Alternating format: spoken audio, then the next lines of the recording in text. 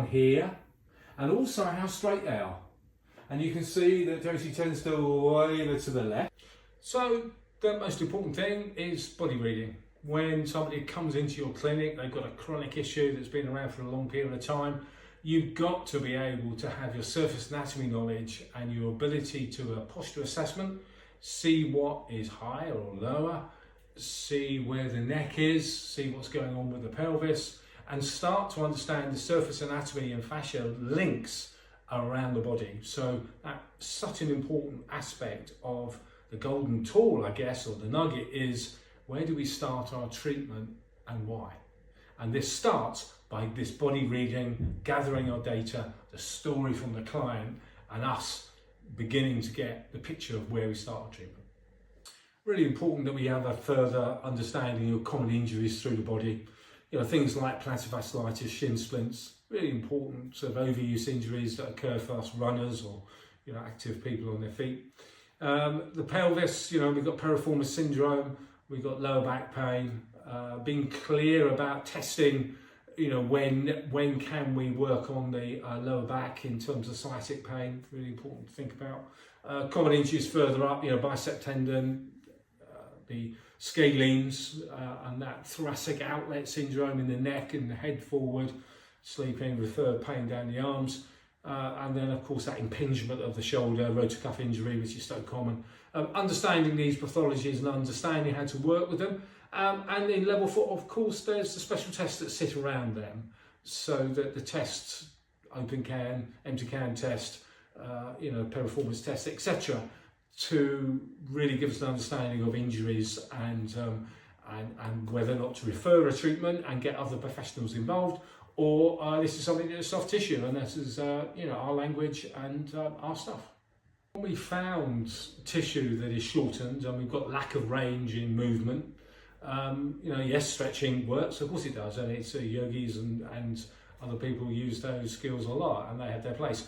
For us in level 4, we've got 2 or 3 really good clear tools. Trigger point, where we lean on the overused tissue, switched on to long tissue, hypersensitive, neurological pain going around that.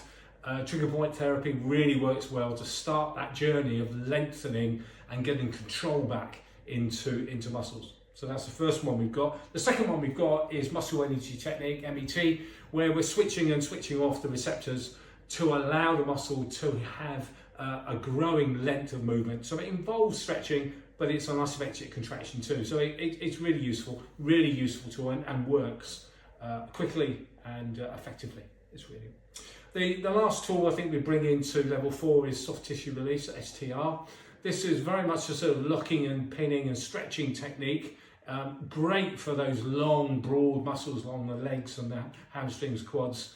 Pecs work well as well, where we're stopping the muscle and then we're locking into it using a barrier, our hand or forearm, to lock in a lengthen muscle actively or passively with the client doing it, or we, as therapists, we're doing it. So there's 3 there, important tools that are really embedded in the corner of the level 4 workshop here. Thanks.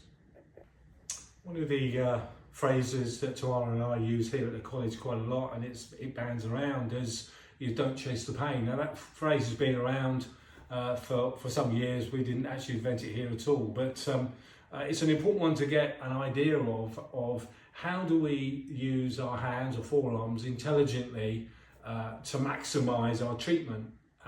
So we kind of box clever would be a phrase that comes to mind. It's really important that we understand how fascia and muscle release, that we work with rather than work on tissue, and learning where to start the work, and protecting our thumbs, protecting our wrists, our lower back, and really thinking about how do we work with this tissue using our hands, forearms, etc.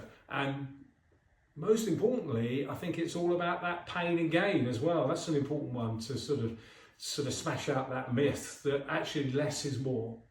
And by working with tissue and getting people to breathe and release, and we do our stuff, we can get some real fascial muscle change, which is what we're in the business of.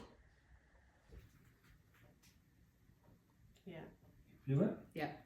So then decide what you're going to do. lock in.